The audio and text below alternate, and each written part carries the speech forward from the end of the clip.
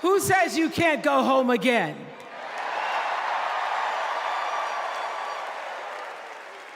After watching the Obamas last night, that was some epic fire, wasn't it? Some epic fire.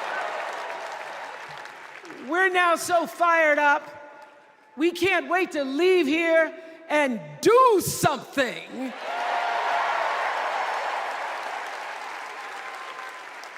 And what we're going to do is elect Kamala Harris as the next president of the United States.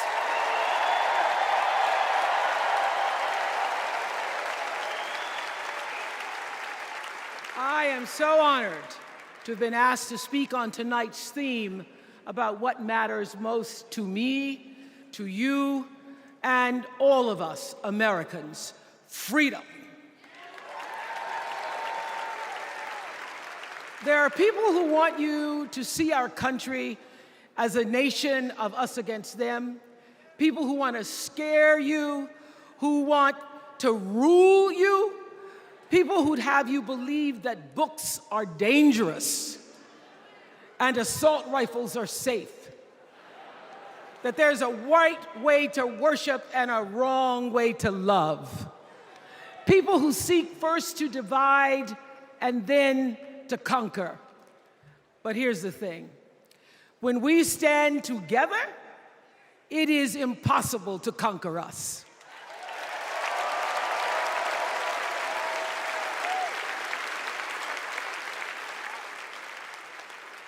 In the words of an extraordinary American, the late Congressman John Lewis,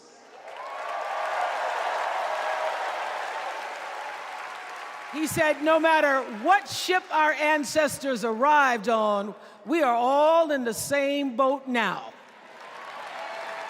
Congressman Lewis knew very well how far this country has come because he was one of the brilliant Americans who helped to get us where we are. But he also knew that the work is not done. The work will never be done because freedom isn't free. America is an ongoing project. It requires commitment. It requires being open to the hard work and the heart work of democracy. And every now and then, it requires standing up to life's bullies.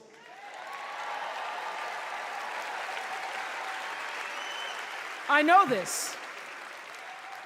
I've lived in Mississippi, in Tennessee, in Wisconsin, Maryland, Indiana, Florida, Hawaii, Colorado, California, and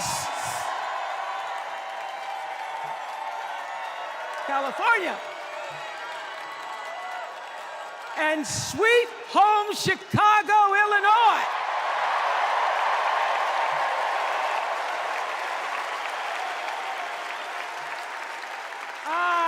Have actually traveled this country from the redwood forests, love those redwoods, to the Gulf Stream waters.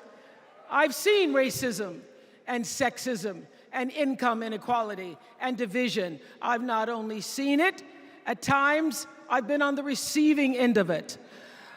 But more often than not, what I've witnessed and experienced are human beings, both conservative and liberal, who may not agree with each other, but who'd still help you in a heartbeat if you were in trouble. These are the people who make me proud to say that I am an American.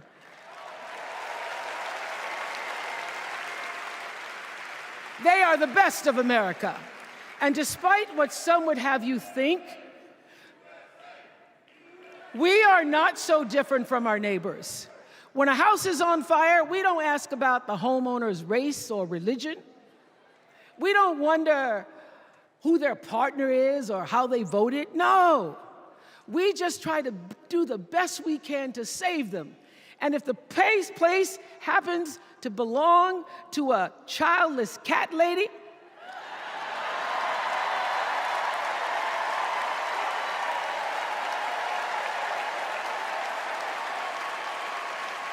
well, we try to get that cat out too.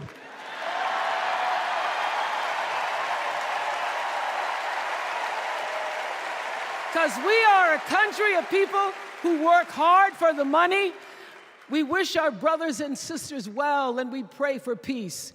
We know all the old tricks and tropes that are designed to distract us from what actually matters, but we are beyond ridiculous tweets and lies and foolery. These are complicated times, people, and they require adult conversation. And I welcome those conversations because civilized debate is vital to democracy, and it is the best of America. Now, over the last couple of nights, we have all seen brave people walk onto this stage and share their most private pain. Amanda and Josh, Caitlin, Hadley, they told us their stories of rape and incest and near-death experiences from having the state deny them the abortion that their doctor explained was medically necessary. And they've told us these things for one reason, and that is to keep what happened to them from happening to anybody else. Because if you do not have autonomy over this, if you cannot control when and how you choose to bring your children into this world and how they are raised and supported, there is no American dream.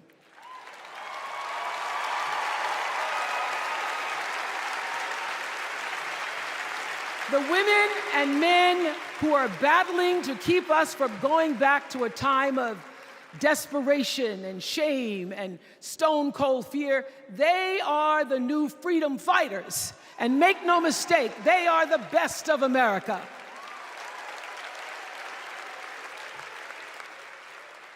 I want to talk now about somebody who's not with us tonight.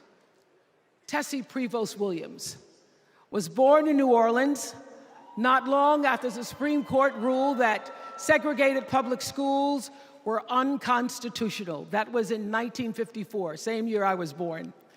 But I didn't have to head to first grade at the all-white McDonough 19 school with a U.S. Marshal by my side like Tessie did.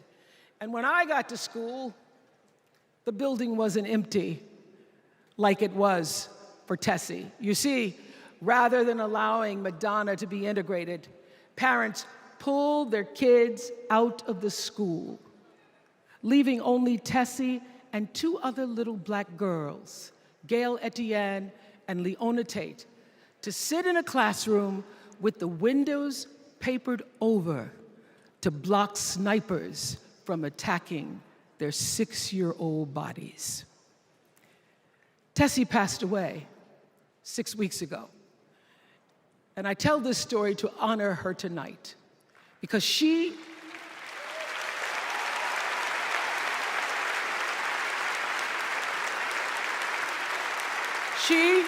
like Ruby Bridges and her friends, Leona and Gail, the New Orleans Four they were called.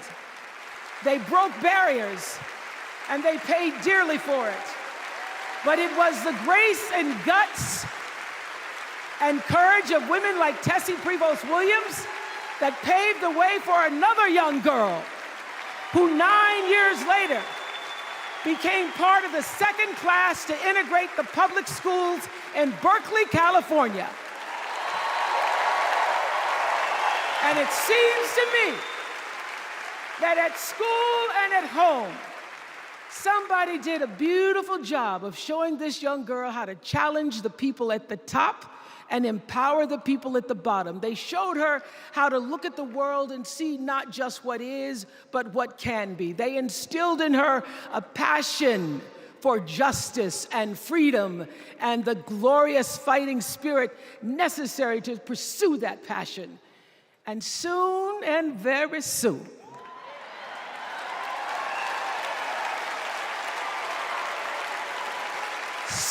very soon, we're going to be teaching our daughters and sons about how this child of an Indian mother and a Jamaican father, two idealistic, energetic immigrants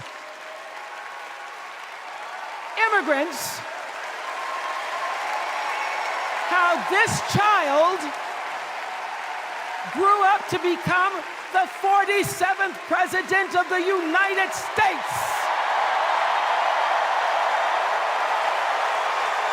That is the best of America.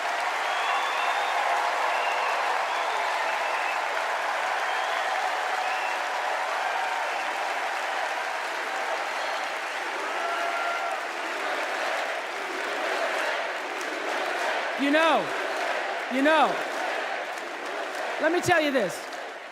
This election isn't about us and them. It's about you and me and what we want our futures to look like. There are choices to be made when we cast our ballot. Now, there's a certain candidate that says if we just go to the polls this one time, that we'll never have to do it again. Well, you know what?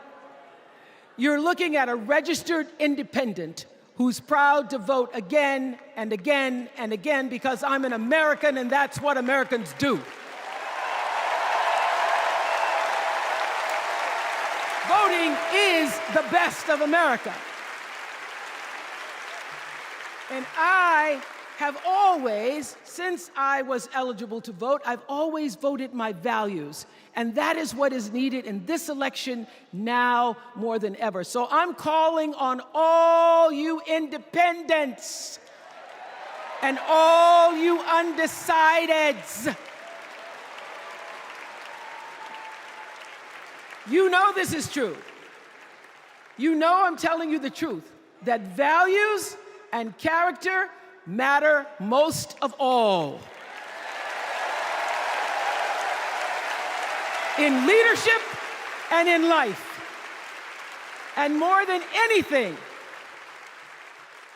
you know this is true, that decency and respect are on the ballot in 2024.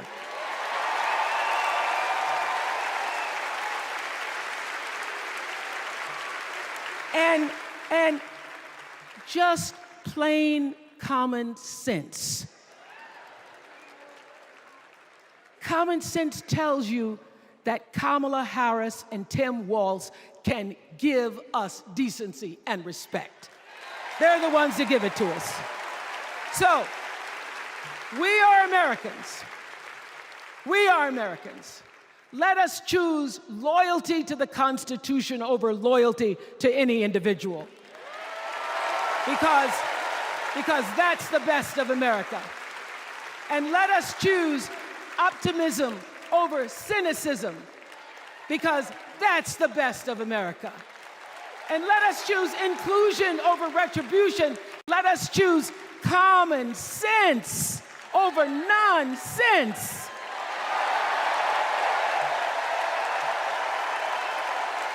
Because that's the best of America. And let us choose the sweet promise of tomorrow over the bitter return to yesterday. We won't go back. We won't be set back, pushed back, bullied back, kicked back. We're not going back.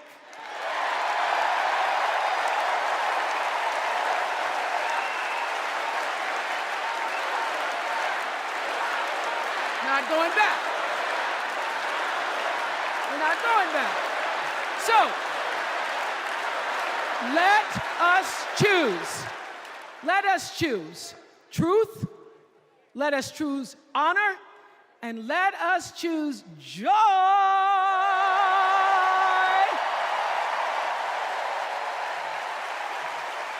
Because that's the best of America. But more than anything else, let us choose freedom. Why? Because that's the best of America. We're all Americans, and together, let's all choose Kamala Harris.